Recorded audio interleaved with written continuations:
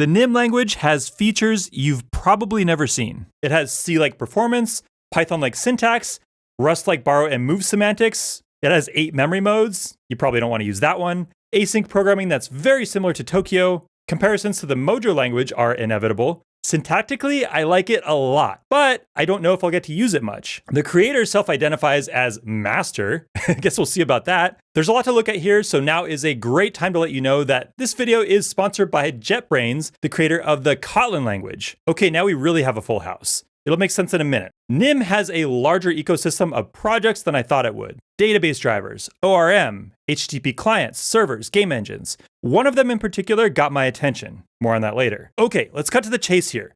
This is NIM. Sequences are kind of like Rust vectors. Tuples are like Rust tuples, but you can give elements field names. Kind of interesting. Functions are procedures. There's a backstory to that. As you can probably tell, indentation is used to define code blocks just like Python. Probably the most divisive feature. All right, got through that, we can get through anything. Check this out. NIM has borrow and move semantics similar to Rust. I won't say it takes a better approach. I will say it's probably more palatable for people coming from mainstream languages. The NIM approach is that they are opt-in. In Rust, memory moves are in many cases the default for function parameters. If you instead want data to be reference counted, you'd explicitly put it in an RC smart pointer.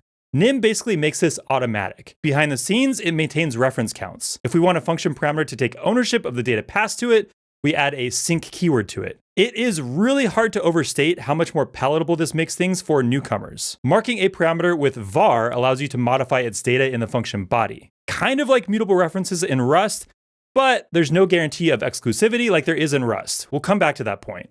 NIM has 8 memory modes. Folks, this is really interesting because each represents a different strategy for memory deallocation. We have several flavors of reference counting, ORC being the default.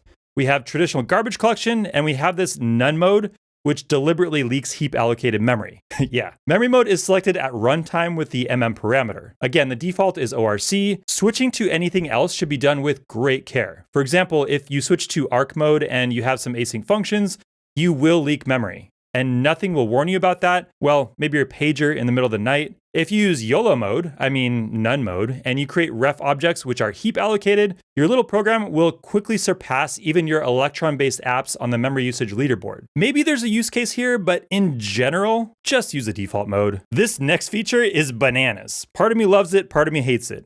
If a function has a return type, you get an implicit result variable of that type declared for you. If you use it, it gets automatically returned. But you don't have to use it. You can use old-fashioned return statements too. Yeah, I have mixed feelings about this one, but it is interesting. Structural typing. This feature blew my mind. NIM does not have traits or interfaces. It has something called concept. The body of a concept is a set of statements. If these statements compile for a given type, that type is considered an implementation of the concept. I haven't seen this in any other language.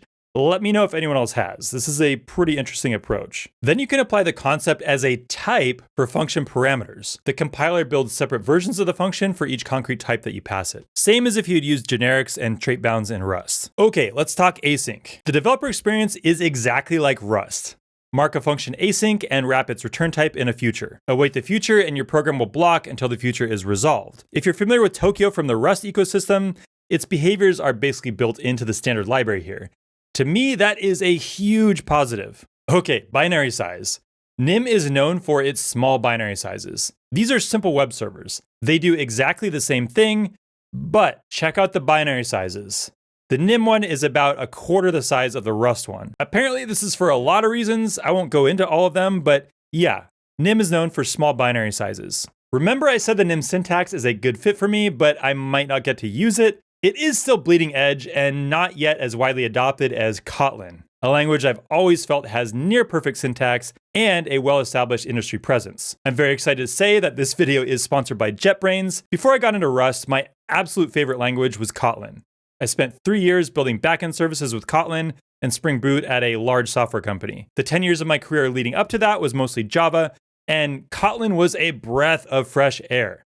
Less boilerplate, better ergonomics, and more safety guardrails. Our code base was more concise and easy to read than it would have been if we had gone with Java. With Kotlin multi-platform, Kotlin can compile to JVM, native iOS, and WebAssembly. And Compose multi-platform allows you to build shared user interfaces on all of those platforms as well. Plenty of well-known companies are successfully using Kotlin on both the client and the server. Even if you're a fan of Rust, the Kotlin ecosystem is worth checking out. Thank you again to JetBrains for sponsoring this video. Okay, back to Nim. Some consider macros to be a superpower of Rust, and they are. They can be used to create domain-specific languages, Leptos views being one example, but Rust procedural macros can be tough, man. Your macro is given a stream of tokens, and it has to return a stream of tokens that hopefully is valid Rust code. That's already challenging, but on top of that, your IDE can't really help you with syntax. There are crates that can help, but it's almost like you're building your own compiler. Nim macros can accept a Nim syntax tree as input and return a Nim syntax tree as output. So your IDE can tell you if you've made a mistake. So if your project relies heavily on domain-specific languages, Nim might be worth a look. Okay, package manager. The Nim package manager is called Nimble.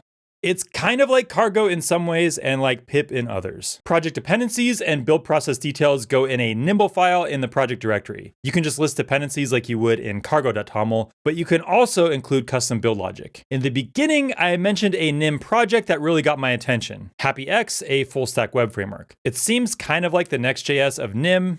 You build your front end and back end all in Nim. To sound pretentious, you'd say your stack is language isomorphic. The code feels aesthetically pleasing, at least for small projects. This project might be worth keeping an eye on. So how does Nim compare to Rust? Well, they both have strong performance narratives. Nim is less verbose than Rust. Pretty hard to deny that. Nim macros might be seen as more palatable to write than Rust procedural macros, but what Nim does not have is the same safety narrative that Rust has. It does not have the same data consistency safeguards, and it does allow nil values. That doesn't mean it's worse in an objective sense, just some things that need to be considered. Now, comparisons of Nim to the Mojo language are also inevitable. They both have Python-inspired syntax and a strong emphasis on performance, but Mojo has a different target audience. One tenet of Mojo is that it is mostly a superset of Python, so it's easier to migrate Python projects. It also caters directly to machine learning scientists and engineers. So much of its ecosystem caters to that domain. So yeah, Mojo is a different beast. Okay, so overall thoughts on Nim. Is it efficient, expressive, and elegant? It would be pretty hard to argue otherwise. It seems far more palatable than Rust for beginners. Depending on who you ask, it might be more suitable for application development than Rust. Okay, good sir, I guess you're worthy of the term master. Seriously, well done on the Nim language. If you decide to use Nim, check out the donation page linked below in the description. Which of these languages do you think is going to grow the most in the next 10 years? Let me know down in the comments. Regardless of your answer, Nim is probably one to keep an eye on. Thanks for watching, and we'll see you in the next one.